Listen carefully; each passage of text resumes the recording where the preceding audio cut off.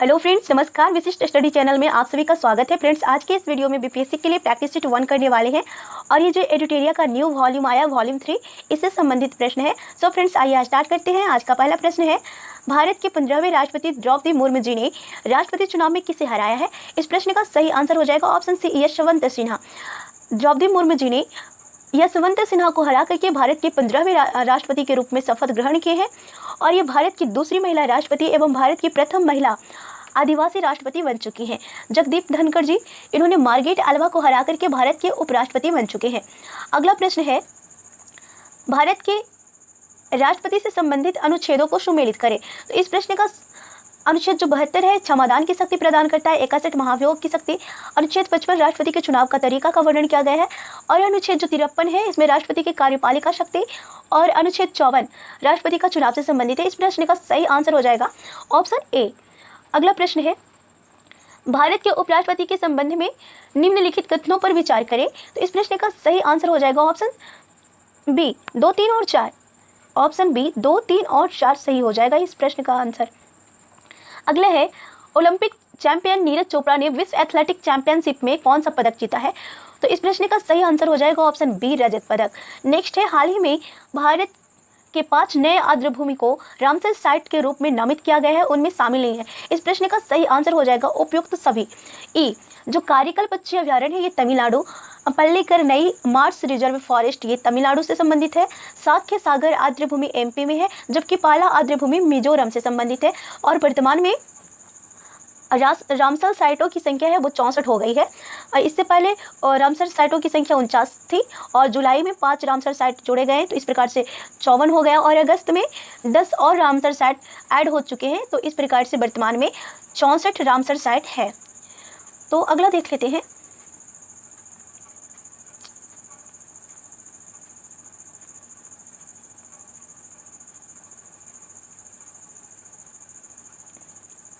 Friends. अगला प्रश्न है, प्रश्न नंबर 6, हाल ही में किस नेता को sir Winston Churchill leadership award प्रदान किया गया है? तो व्लादिमीर जेलेंस्की को प्रदान किया गया है। अगला है, किस अर्थशास्त्री को विश्व बैंक का मुख्य अर्थशास्त्री नियुक्त किया गया है? इस प्रश्न का आंसर सही हो जाएगा सी, इंद्रमित गिल को। नेक्स्ट है, किस राज्य में देश का पहला हर घर जल प्रमाणित जिला घोषित किया गया है? इस प्रश्न का सही आंसर हो जाएगा ऑप्शन ए, मध्य प्रदेश। नेक्स्ट है, सुर्खियों में रही वनठिया आयोग की रिपोर्ट किस क्षेत्र से संबंधित है? तो इस प्रश्न का सही आंसर हो जाएगा ऑप्शन बी, स्थानीय निकायों में आरक्षण से संबंधित है। नेक्स्ट है, कौन सा देश I2U2 ग्रुपिंग से जुड़े हुए हैं? तो इस प्रश्न का सही आंसर हो जाएगा भारत, इजराइल, USA और UAE। ऑप्शन ए सही हो जाएगा। नेक्स्ट है, इस कंपनी द्वारा सर्वाइकल कैंसर के विरुद्ध भारत की पहले quadrivalent human papilloma virus vaccine का उत्पादन किया जा रहा है? तो इस प्रश्न का सही आंसर हो जाएगा ऑप्शन सी, सीरम इंस्टीट्यूट के द्वारा किया जा रहा है। और भारत में 15 से लेकर के 44 वर्ष की महिलाओं में सर्वाइकल कैंसर दूसरा सबसे अधिक होने वाला कैंसर है।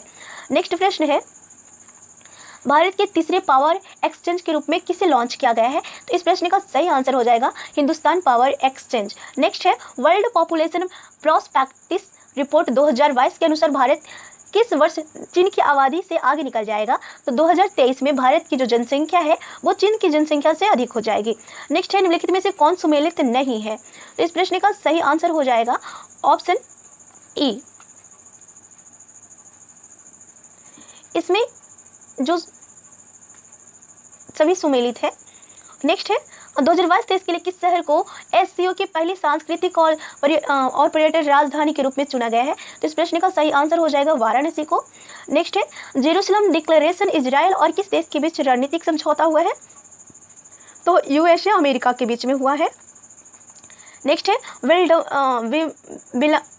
विंबलडन 2022 के पुरुष और महिला एकल खिताब के विजेता कौन है? तो इस प्रश्न का सही आंसर हो जाएगा एलेना रयाबकिना और नोवाक जोकोविच। जो एलेना है ये कजाकिस्तान की पहली महिला बन चुकी है ग्रैंड स्लैम जीतने वाली। नेक्स्ट है, हाल ही में सुर्खियों में रहा सिंगलीला नेशनल पार्क किस राज्य में है? तो ये पश्चिम बंगाल में है। नेक्स्ट है, वैश्विक जैव विविधता सम्मेलन 2022 का आयोजन कहाँ किया जाएगा? तो इस प्रश्न का सही आंसर हो जाएगा ऑप्शन डी, बॉन में किया जाएगा। अगला प्रश्न है, हाल ही में राज्यसभा के लिए मनोनीत सदस्यों में शामिल नहीं है? तो इस प्रश्न का सही आंसर हो जाएगा ऑप्शन ई, इनमें सभी शामिल हैं। पीटी उषा, बी विजेंद्र प्रसाद, वीरेंद्र हेगड़े और इलैया राजा, ये सभी लोग को राज्यसभा के सदस्य के रूप में मनोनीत किया गया है। नेक्स्ट है, हाल ही में घोषित doctor Rajendra Prasad memorial award का संबंध किस क्षेत्र से है? तो इस प्रश्न का सही आंसर हो जाएगा लोक प्रशासन से। नेक्स्ट है, राष्ट्रीय खाद्य सुरक्षा अधिनियम के क्रियान्वयन के लिए रैंकिंग सूचकांक में कौन सा राज्य शीर्ष पर है? तो इस प्रश्न का सही आंसर हो जाएगा ओडिशा, जबकि सेकंड स्थान पे उत्तर प्रदेश है। नेक्स्ट है, किस देश ने 2024 के अंतर्राष्ट्रीय अंतरिक्ष स्टेशन छोड़ने की घोषणा की है? तो इस प्रश्न का सही आंसर हो जाएगा रूस। अगला है, भारत को किस वर्ष आईसीसी महिला क्रिकेट विश्व कप के मेजबान के रूप में चुना गया है?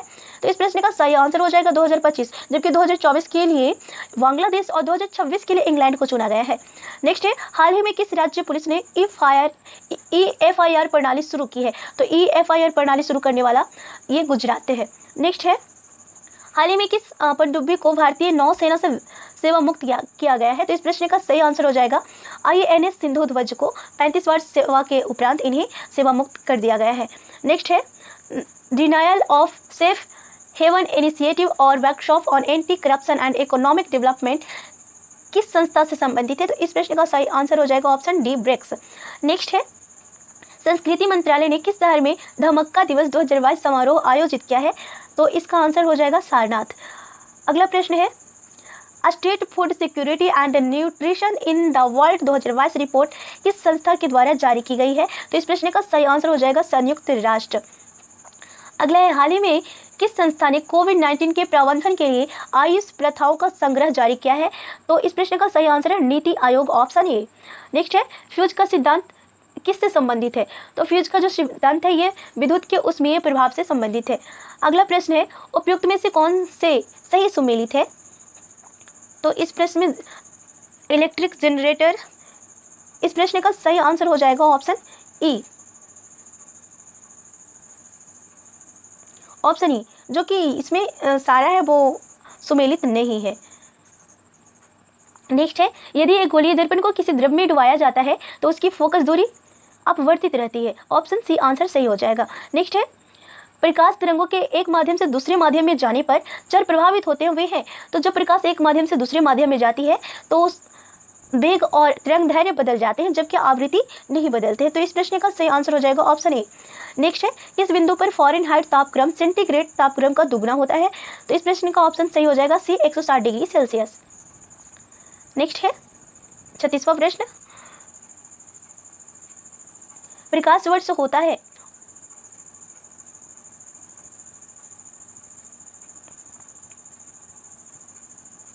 वह वर्ष जिससे सूर्य का प्रकाश अधिकतम रहा हो।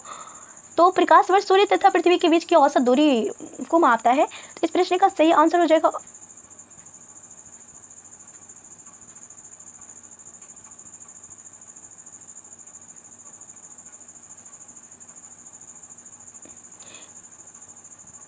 इस प्रश्न का सही आंसर हो जाएगा ऑप्शन ई।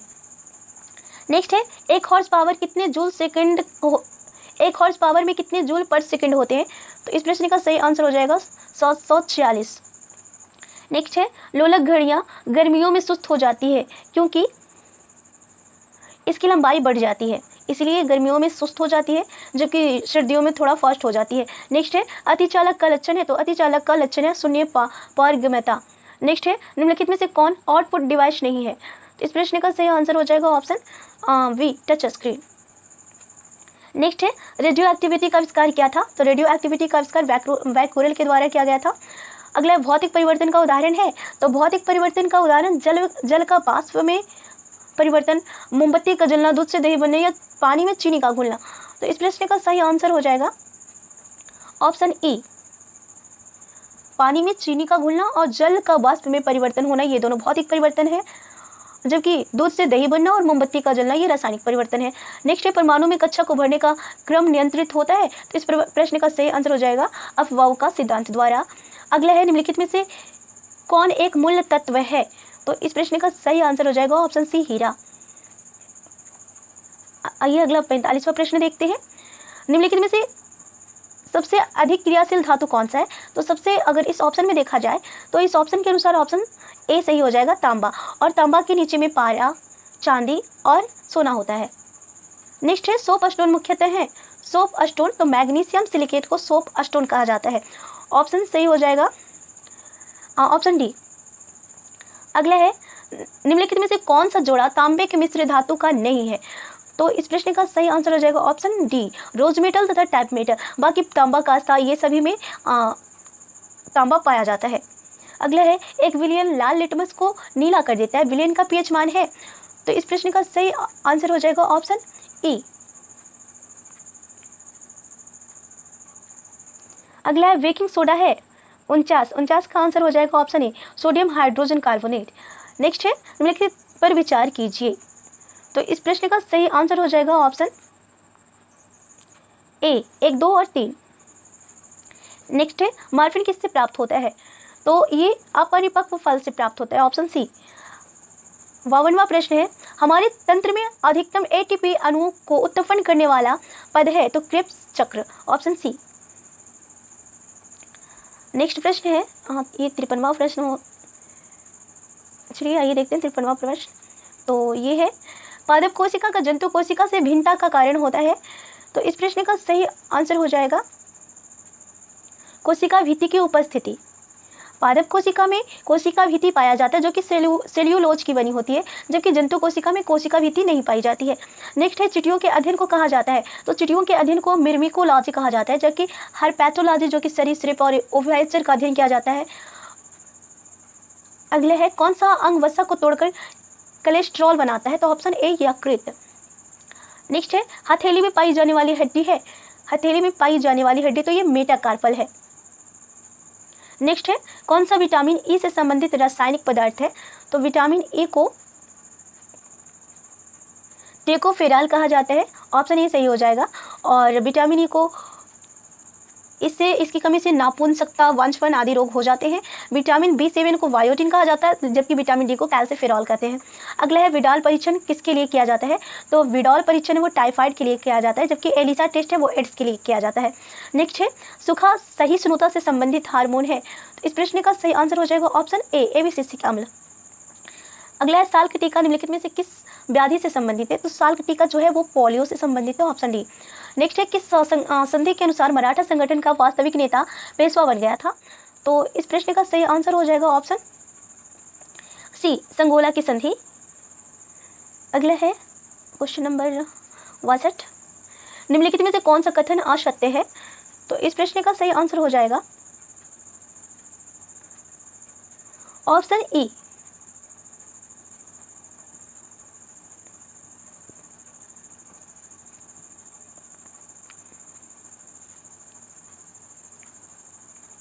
अगला है कौमियोटी प्रथा निम्नलिखित में से किस क्षेत्र से प्रचलित थी, तो ये बिहार और उड़ीसा से प्रचलित है।